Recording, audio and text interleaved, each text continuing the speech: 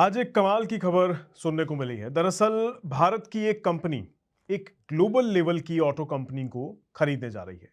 वैसे तो ऐसे वाकया पहले भी अपने देश में हो चुके हैं। मतलब जैसे टाटा ने जैगुआर लैंड रोवर को खरीद लिया था।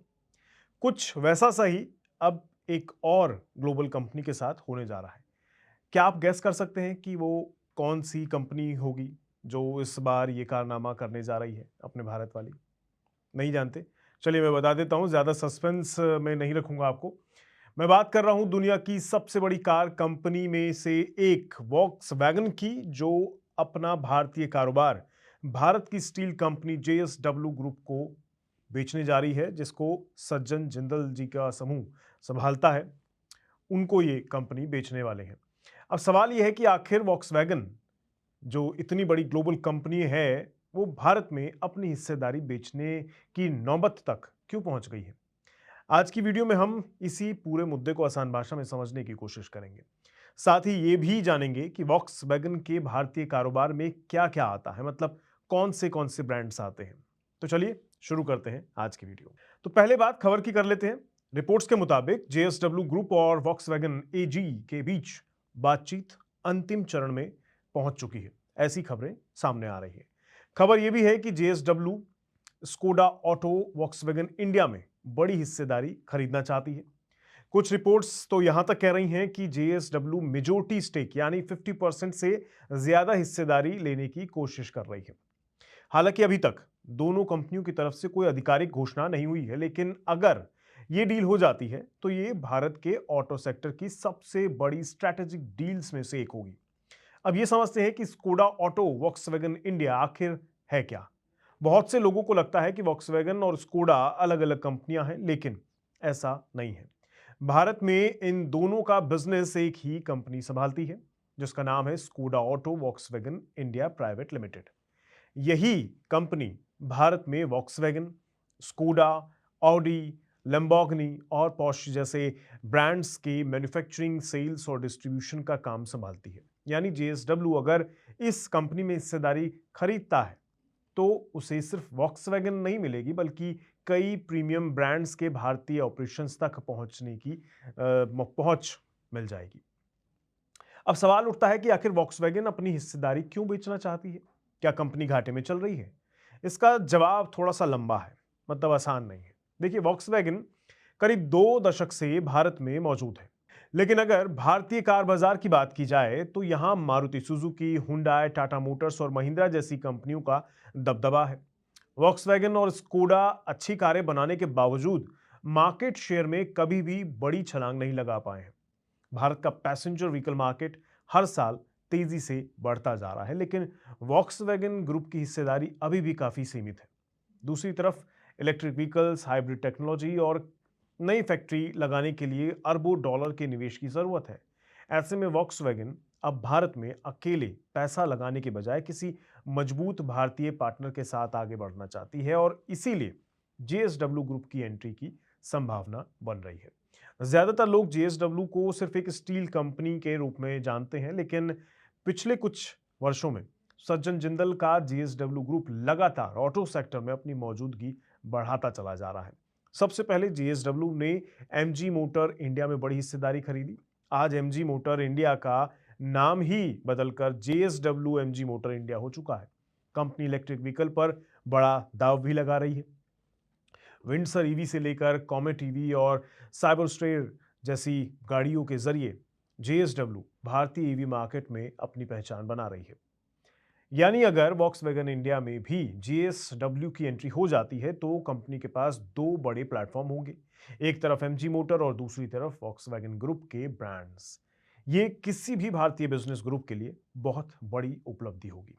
लेकिन यहां सोचने वाली बात यह भी है कि आखिर जेएसडब्ल्यू को इससे क्या फायदा मिलेगा।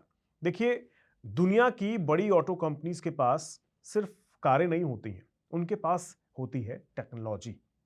मतलब engine platforms, safety technology, EV architecture, software, global supply chain और रिसर्च कैपेबिलिटी होती है ऐसी बड़ी कंपनियों के पास। अगर जेएसडब्ल्यू वॉक्सवैगन इंडिया में बड़ी हिस्सेदारी ले लेती है तो उसे इन सभी चीजों तक पहुंच मिल जाएगी। यानी जेएसडब्ल्यू को शुरुआत से नई टेक्नोलॉजी बनाने की जरूरत नहीं पड़ेगी। वो पहले से तैयार ग्लोबल प्लेटफॉर्म का फायदा उठा सकती है अपने मौजूदा प्रीमियम ब्रांड्स के लिए। दूसरी तरफ वॉक्सवैगन को भी फायदा होगा। उसे भारत में एक मजबूत लोकल पार्टनर मिल जाएगा जो यहाँ की मार्केट को अच्छी तरह समझता है, सरकार के साथ काम करना जानता है और बड़े स्तर पर निवेश करने की क्षमता भी रखता है। यही मॉडल सुजुकी ने मारुति के साथ भी अपनाया था, टोयोटा ने किर्लोस्कर के साथ अपनाया था और एमजी ने जेएसडब्ल्यू के साथ अपनाया था। अब शायद वॉक्सवैगन भी उसी रास्ते चलना चाहता है, इसीलिए इस तरफ रुख किया है। चलिए, ये तो बात हुई कार कंपनी की। अब बात कर लेते हैं भारत के कार बायर्स की। अगर ये डील हो जाती है तो आने वाले वर्षों में भारतीय ग्राहकों को क्या मिलेगा, उनको क्या फायदा हो सकता है? देखिए, सबसे पहला फायदा होगा ज्यादा लोकल मैन्युफैक्चरिंग का। अभी वॉक्सवैगन की कई कारों में इंपोर्टेड कंपोनेंट्स का इस्तेमाल होता है। अगर जेएसडब्ल्यू निवेश करता है और लोकल सप्लाई चेन मजबूत होता है तो प्रोडक्शन कॉस्ट कम हो सकती है। दूसरे फायदे की अगर बात करें तो होगा कार्स की लॉन्चिंग स्पीड बढ़ने को लेकर। आज कई ग्लोबल मॉडल्स भारत में काफी देरी से आते हैं क्योंकि लोकल इन्वेस्टमेंट सीमित है। लेकिन अगर नई पूंजी आ जाती है तो वॉक्सवैगन और स्कोडा तेजी से अपने नए मॉडल्स ला सकते हैं भारतीय बाजार में। तीसरा फायदा इलेक्ट्रिक व्हीकल्स में दिख सकता है। पूरी दुनिया ईवी की तरफ बढ़ रही है, ये तो आप मानते हैं। भारत भी 2030 तक ईवी अडॉप्शन बढ़ाना चाहता है। ऐसे में वॉक्सवैगन की ग्लोबल ईवी टेक्नोलॉजी और जेएसडब्ल्यू का लोकल इन्वेस्टमेंट मिलकर भारतीय बाजार में नई इलेक्ट्रिक कार ला सकता है। लेकिन ऐसा नहीं है कि हर डील इतनी सीधी और सरल होती है। इस डील के सामने भी कुछ चुनौतियां मौजूद हैं। जैसे सबसे पहली चुनौती हो सकती है कंपटीशन लॉ और रेगुलेटरी अप्रूवल्स की। होता क्या है कि जब इतनी बड़ी डील होने पर सामने आती हैं बातें तो कंपटीशन कमीशन ऑफ इंडिया यानी सीसीआई की मंजूरी जरूरी होती है। अगर ये ठीक से नहीं बात बनी यहां पर तो मामला खटाई में पड़ सकता है। दूसरी चुनौती होती है वैल्यूएशन की। वॉक्सवैगन अपने भारतीय बिजनेस की कितनी कीमत चाहता है और जेएसडब्ल्यू कितनी कीमत देने को तैयार है, यही सबसे बड़ा नेगोशिएशन पॉइंट माना जा रहा है। तीसरी चुनौती होगी एमजी मोटर, जो इनका ऑलरेडी जिनके साथ काम चल रहा है, साझेदारी चल रही है जेएसडब्ल्यू की। क्योंकि जेएसडब्ल्यू पहले से एमजी मोटर इंडिया में बड़ा निवेशक है, वहां निवेश कर चुका है। ऐसे में अगर वॉक्सवैगन इंडिया में भी बड़ी हिस्सेदारी लेता है तो दोनों कंपनियों की स्ट्रैटेजी कैसे चलेगी? क्या दोनों अलग अलग ब्रांड आइडेंटिटी के साथ काम करेंगे या फिर कुछ मैन्युफैक्चरिंग और टेक्नोलॉजी को साझा किया जाएगा? यहाँ एक बड़ा पेच फंस भी सकता है और शायद चीज़ें क्लियर भी हो जाएं और काम आगे बढ़ता दिखाई दे। तो ये देखना काफ़ी दिलचस्प रहने वाला है जब भी ये चीज़ें क्लियर आउट होती हैं। लेकिन हाँ, ये भी याद रखिएगा कि ये अभी तक दोनों की ही तरफ से किसी ने भी आधिकारिक तौर पर इस डील के होने की पुष्टि नहीं की है।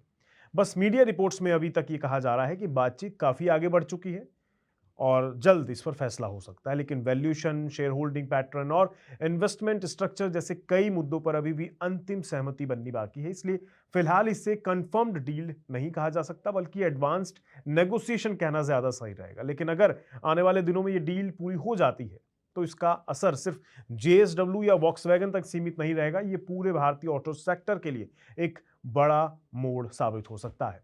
इससे ये भी साफ संकेत मिलेगा कि भारत अब सिर्फ दुनिया का बड़ा कार मार्केट नहीं है बल्कि ग्लोबल ऑटोमोबाइल कंपनीज के लिए स्ट्रैटेजिक इन्वेस्टमेंट डेस्टिनेशन भी बन चुका है। बाकी डील जब फाइनल होगी तब मैं आपसे इसकी सारी जानकारी फिर से साझा करने के लिए आ जाऊंगा। लेकिन तब तक के लिए आप बने रहिए हमारे साथ और आज के इस वीडियो में इतना ही रखते हैं। मैं मिलूंगा आपसे अगली वीडियो में, तब तक के लिए नमस्कार।